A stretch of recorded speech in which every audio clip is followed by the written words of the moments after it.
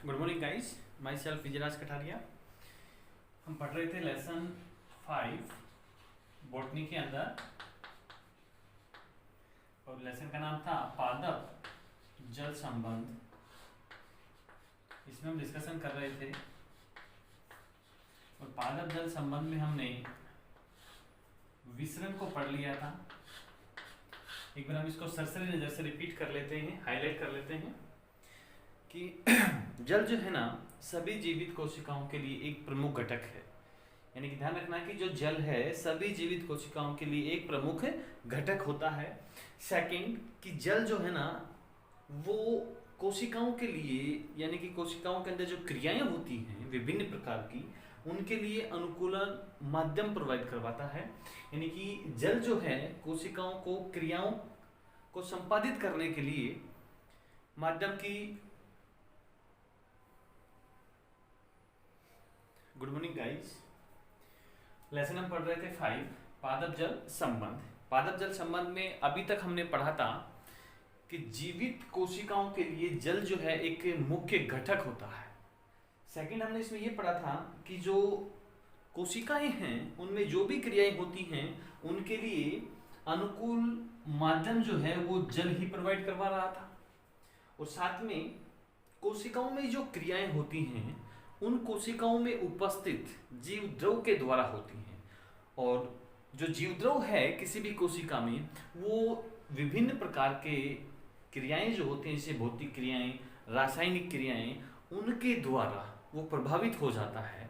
और उन्हीं को हम पढ़ रहे थे कि किन किन कारणों से, यानी कि ऐसी कौन सी क्रियाएं हैं जो रासायनिक और भौतिक क्रियाएं जो हैं उनके द्वारा जो पादपों में जल संबंध है या जीव द्रव जो है वो प्रभावित होता है।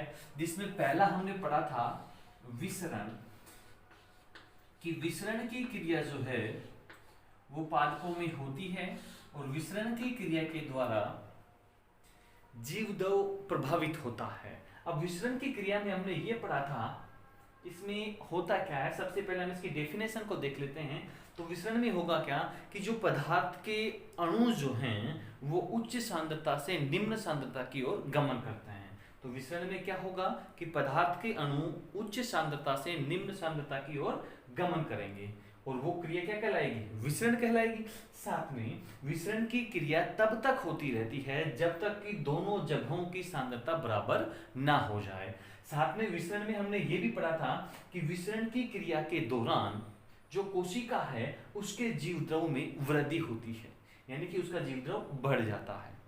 ठीक है, विसरण में हमने ये भी पढ़ा था कि विसरण जो है एक महत्वपूर्ण प्रक्रिया है कोशिकाओं में, क्योंकि इसके द्वारा ही जीव द्रव जो है उसके अंदर वृद्धि होती है। ठीक है, इसके बाद हमने यहाँ पर डिस्कशन ये किया था कि विसरण को प्रभावित करने वाले कारक कौन कौन से थे, कि किन कारकों के द्वारा ये विसरण की क्रिया जो पादपों में हो रही है ये प्रभावित हो जाती है। जिसमें पहला कारक हमने पढ़ा था तापमान। तो तापमान के बारे में हम थोड़ा सा हाईलाइट कर लेते हैं, क्योंकि हमने अभी पढ़ा है प्रीवियस वीडियो के अंदर, लेक्चर के अंदर, कि तापमान।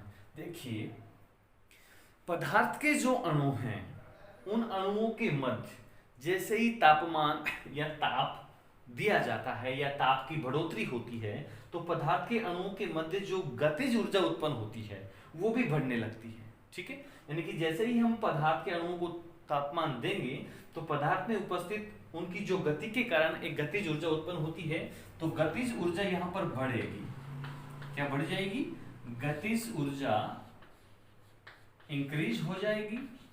और जैसे ही गतिज ऊर्जा इंक्रीज होगी तो विसरण जो है, विसरण की प्रक्रिया भी क्या हो जाएगी, वो भी इंक्रीज हो जाएगी। इसलिए हमने क्या कहा था कि जो विसरण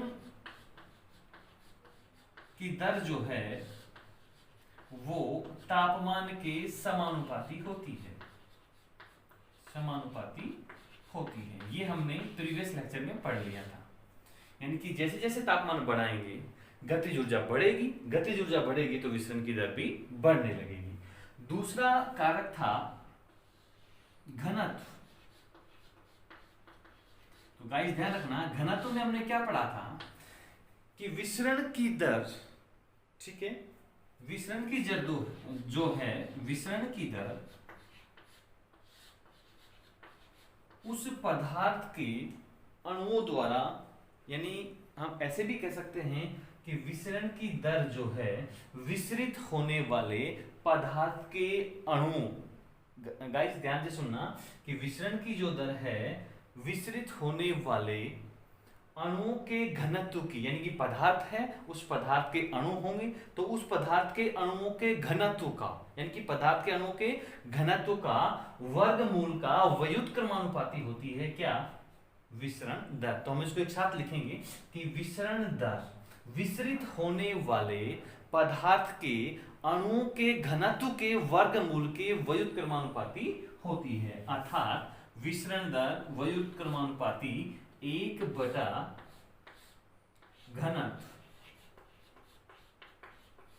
यानी कि जैसे जैसे विसरित हो रहे अणुओं या आयनों का आकार बढ़ेगा विसरण की दर कम होती जाएगी। ठीक है। तीसरा हमने यहां पर कारक पढ़ा था विसरण दाब प्रवणता, विसरण दाब प्रवणता तीसरा कारक था विसरण की दर को प्रभावित करने वाला। इसमें हमने ये देखा था कि जो पदार्थ हैं उन पदार्थ के अंदर जो अणु हैं उन अणुओं के द्वारा एक दाब लगाया जाता है या एक दाब उत्पन्न होता है, वह दाब विसरण दाब कहलाता है। ठीक है। और ये विसरण दाब उच्च सांद्रता से निम्न सांद्रता की ओर लगता है। क्लियर। यानी कि ये जो विसरण दाब है उच्च सांद्रता से निम्न सांद्रता की ओर लगेगा। अब यहां पर हम ये भी कह सकते हैं कि विसरण की जो दर है ना अधिक क्षेत्र से निम्न क्षेत्र की ओर होती है। तो हमने ये प्रीवियस लेक्चर में पढ़ लिया था, लेकिन हम जीव द्रव को प्रभावित करने वाले दूसरे कारक की बात करेंगे। तो दूसरा कारक है पारगम्यता। हम दूसरे कारक की बात कर रहे हैं, दूसरा कारक है आपका पारगम्यता।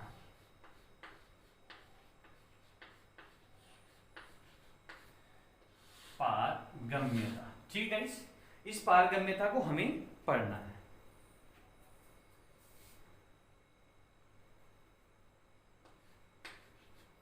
पहले तो आपको यह ध्यान देना है कि ये पारगम्यता है क्या। ठीक है। कोई भी कोशिका है, ठीक है, उस कोशिका में पदार्थ का आना, यानी कोशिका से बाहर आना और कोशिका के अंदर जाना, ये क्रियाएं बारी बारी से चलती रहती हैं। ठीक है। तो कोशिकाओं में उन पदार्थों को बाहर आने के लिए परमिशन देना और अंदर लेने के लिए भी परमिशन उनके पास होती है। तो कोशिकाओं में इस तरीके का एक डिफरेंट गुण पाया जाता है, एक विशिष्ट गुण पाया जाता है, वो विशिष्ट गुण पारगम्यता कहलाता है। जो हम यहाँ पर लिख रहे हैं कि जो कोशिकाएं होती हैं कोशिका झिल्ली में, कोशिका झिल्ली में, गाइस आप साथ साथ में लिखते हुए चले। देखिए कोई पदार्थ कोशिकाओं के अंदर कोशिका झिल्ली के द्वारा ही पार हो सकते हैं। कोशिका झिल्ली में एक विशिष्ट गुण पाया जाता है, कोशिका झिल्ली में एक विशिष्ट गुण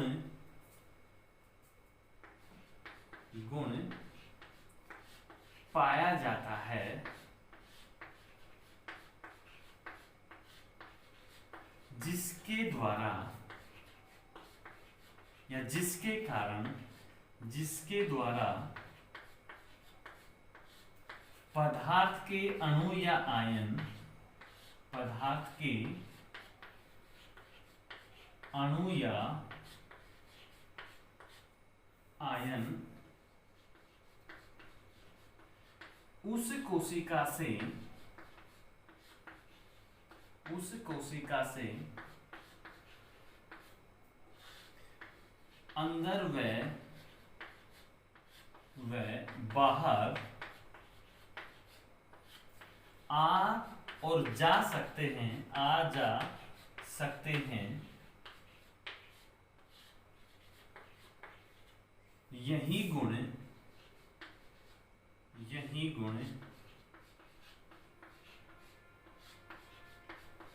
पारगम्यता कहलाता है। यही गुण क्या कहलाता है?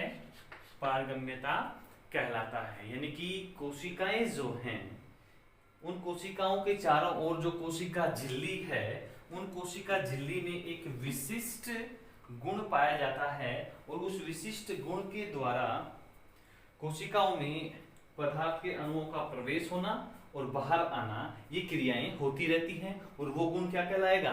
पारगम्यता कहलाता है। ओके गाइस, क्लियर हो गया होगा। अगली हम इसमें बात करते हैं कि ये पारगम्यता को थोड़ा और गहराई से हम समझेंगे। ठीक है, तो देखिए, विलायक और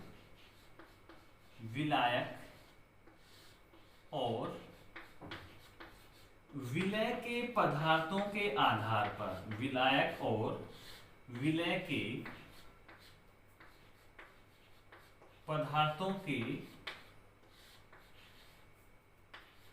अणुओं के आधार पर,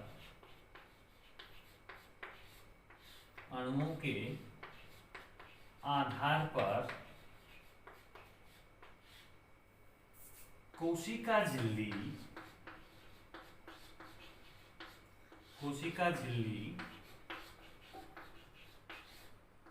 निम्न प्रकार की होती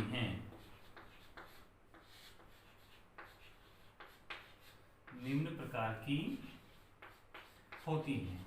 अब देखिए कि जो विलय और विलायक हैं, उनके आधार पर कोशिकाएं या कोशिकाओं के चारों ओर जो कोशिका झिल्ली होती है वो कितनी प्रकार की होगी, अब उनके बारे में हम अध्ययन करने वाले हैं। अब उनको पढ़ने से पहले हमें सबसे पहले ये ध्यान देना है कि विलायक क्या है। विलायक का मतलब क्या होता है? विलायक का मतलब होता है सभी पदार्थों को घुलने वाला, और सभी पदार्थ किस में घुलते हैं? जल में। तो विलायक क्या है? जल। क्लियर हो गया होगा। दूसरी बात करते हैं विलय की। तो विलय क्या है? तो गाइस नॉर्मली आप समझ गए होंगे कि घुलने वाली जो चीजें हैं वो विलय हैं, यानी घुलने वाले पदार्थ क्या हैं? विलय हैं। ठीक है, यानी कि विलायक जल और जल में घुले हुए पदार्थों के आधार पर जो कोशिका झिल्लियां हैं वो निम्न प्रकार की होती हैं। तो कितने प्रकार की होती हैं तो बारी बारी से आप पढ़ने वाले हैं। तो गाइस, पहली है चयनात्मक झिल्ली या चयनात्मक कोशिका झिल्ली। आप साथ में नोट्स बनाते हुए चलिए। पहली झिल्ली है चयनात्मक झिल्ली।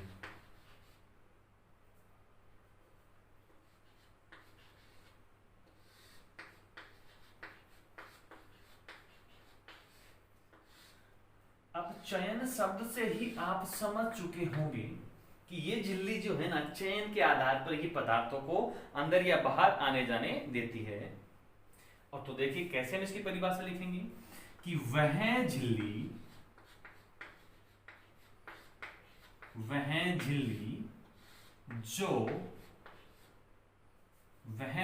जो विलायक के लिए और विलायक क्या है यहां पर? जल। विलायक के लिए पूर्ण पारगम्य होती है तथा विलय पदार्थों के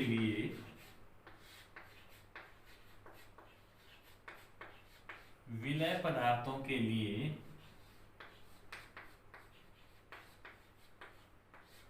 कम पारगम्य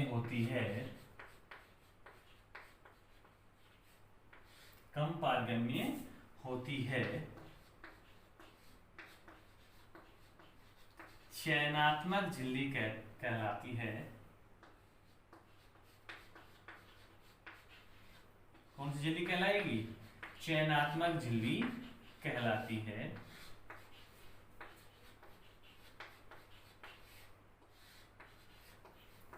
कौन झिल्ली कहलाएगी? चयनात्मक झिल्ली। अब हम इसे क्या कह सकते हैं कि वह झिल्ली जो चयन के आधार पर पदार्थ या विलायक या विलय के अणुओं को पार करती है, वो चयनात्मक झिल्ली कहलाती है। ठीक है, या इसकी दूसरी परिभाषा लिख लीजिए।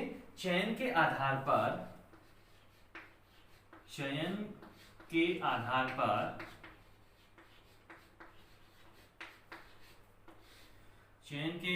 पर पदार्थों के अणुओं को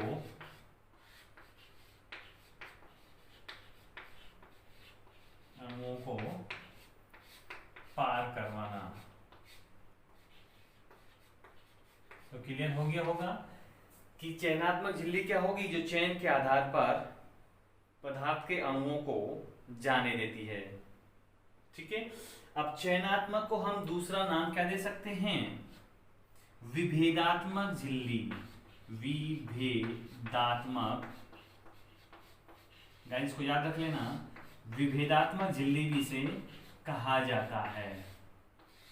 और इसको एक तरीके से अर्धपारगम्य झिल्ली भी कहा जाता है। ओके गाइस, अर्धपारगम्य झिल्ली। अब हमें यहां पर ये जानना है कि देखो, चयनात्मक झिल्ली के बारे में हमने पढ़ा है कि वह झिल्ली जो विलायक के लिए तो पूर्ण पारगम्य होती है, लेकिन विलय पदार्थों के लिए कम पारगम्य होती है, चयनात्मक झिल्ली कहलाती है। चयनात्मक झिल्ली जो है चयन के आधार पर पदार्थों के अणुओं को जाने देती है। साथ में चयनात्मक झिल्ली को विभेदात्मक झिल्ली भी कहते हैं और इसको हम अर्धपारगम्य झिल्ली भी कह सकते हैं। अब इनके उदाहरण हम देखते हैं, क्योंकि बिना उदाहरण हमें समझ में नहीं आएगा। तो इसका उदाहरण पहला है प्लाज्मा झिल्ली, और दूसरा एग्जाम्पल है टोनोप्लास्ट। दूसरा एग्जाम्पल क्या है, टोनोप्लास्ट। ओके गाइस, तो चयनात्मक झिल्ली कंप्लीट हो गई होगी, तो राइट कर लीजिए। अब हम बात करने वाले हैं सेकंड झिल्ली की। चलिए, सेकंड झिल्ली हमारी है अर्धपारगम्य झिल्ली।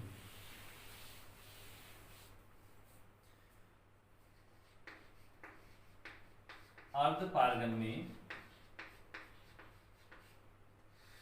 झिल्ली, ध्यान रखना, अर्ध का मतलब आधे पदार्थों को ही पार करवाने वाली। तो देखिए, अर्धपारगम्य झिल्ली में क्या होगा, वह झिल्ली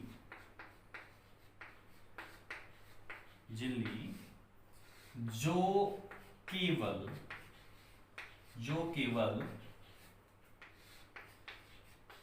विलायक के अणुओं के लिए ही, और विलायक क्या है, जल, तो जल के लिए, वह झिल्ली जो केवल विलायक के अणुओं के लिए ही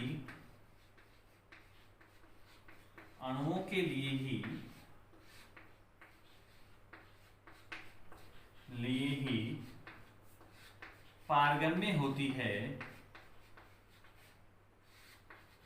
और बाकी विलय पदार्थों के लिए अपारगम्य होती है, तथा विलय पदार्थों के लिए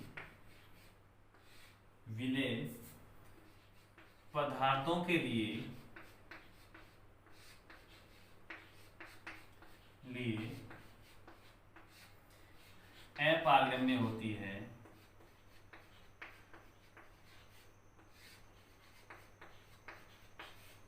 वो झिल्ली कौन सी कहलाएगी, अर्धपारगम्य झिल्ली कहलाती है। तो हमने अर्धपारगम्य झिल्ली में क्या पढ़ा है कि वह झिल्ली जो जल के अणुओं के लिए तो पारगम्य होती है, परंतु विलय के अणुओं के लिए पूर्णतः अपारगम्य होती है। ठीक है, इसके उदाहरण कौन कौन से हैं, इसके उदाहरणों की बात हम कर लेते हैं कि इसके उदाहरण कौन कौन से हैं। तो इसके उदाहरण हैं कोशिका झिल्ली,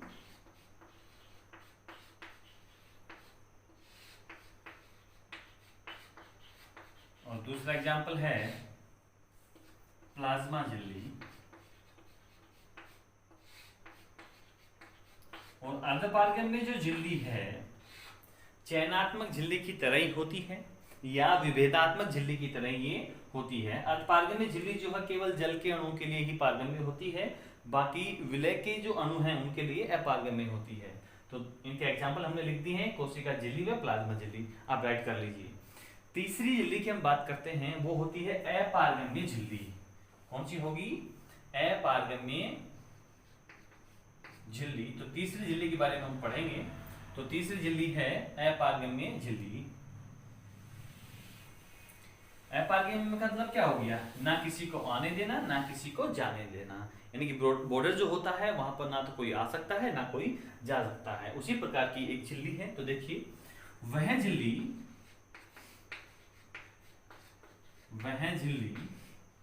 जो विलायक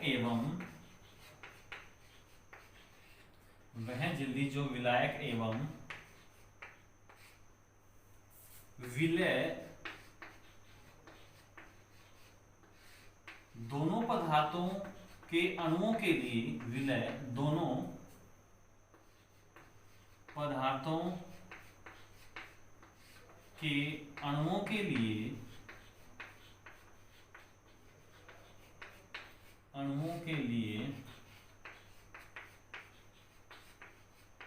पूर्णतः अपारगम्य होती है, पूर्णतः अपारगम्य होती है,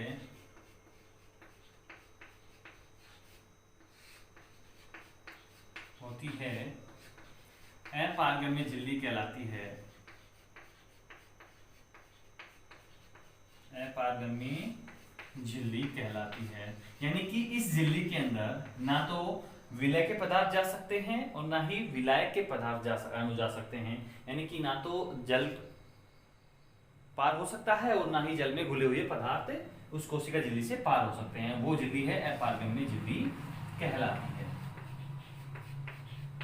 यानी कि ऐसे पदार्थ जो ना तो जल के लिए पारगम्य है और ना ही जल में घुले हुए पदार्थों के लिए पारगम्य है। अब इनका उदाहरण हम देखते हैं। तो उदाहरण में ध्यान रखना, क्यूटिकल जो है वो इसका उदाहरण है।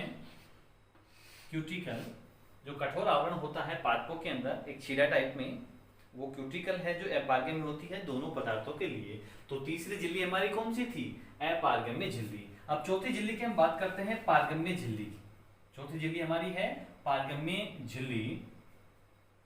अब यहां पर बस यहां पर कुछ थोड़ा सा चेंजेस करना है कि वह झिल्ली जो विलायक एवं विलय दोनों पदार्थों के अणुओं के लिए पूर्णतः पारगम्य होती है, पारगम्य झिल्ली कहलाती है। हमें कुछ एक्स्ट्रा नहीं लिखना है, इसी में हमें इसको सोल्व करना है। और इसका उदाहरण है,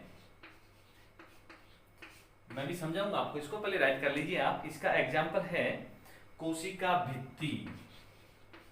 कोई आओ कोई जाओ कोई रोक टोक नहीं, कोशिका भित्ति इसका एग्जाम्पल है। देखिए पारगम्य झिल्ली में क्या होगा कि वह झिल्ली जो विलायक एवं विलय दोनों पदार्थों के अणुओं के लिए पूर्णतः पारगम्य होती है, पारगम्य झिल्ली कहलाती है। यानी कि जल भी उसके अंदर पार हो सकता है और जल में घुले हुए पदार्थ भी उस कोशिका झिल्ली से पार हो सकते हैं। इस प्रकार की झिल्ली पारगम्य झिल्ली कहलाती है। और इसका उदाहरण है कोशिका भित्ति। कोशिका भित्ति कोई रोक टोक नहीं करती, कोई आओ और कोई जाओ। तो हमने यहाँ पर देखा है कि जो जीव द्रव है उसको प्रभावित करने वाले कारकों में पहला हमने विसरण पढ़ा था और दूसरा आज हमने पारगम्यता पढ़ा है। यानी कि जीव द्रव जो है, अगर कोशिका झिल्ली नहीं होती तो उस कोशिका के अंदर जो जीव द्रव है वो सुरक्षित नहीं होता, इसलिए ये झिल्लियां जो है ना कोशिका द्रव को प्रभावित करती हैं। तो दूसरा कारक क्या पढ़ा आज हमने, पारगम्यता। ओके गाइस, धन्यवाद।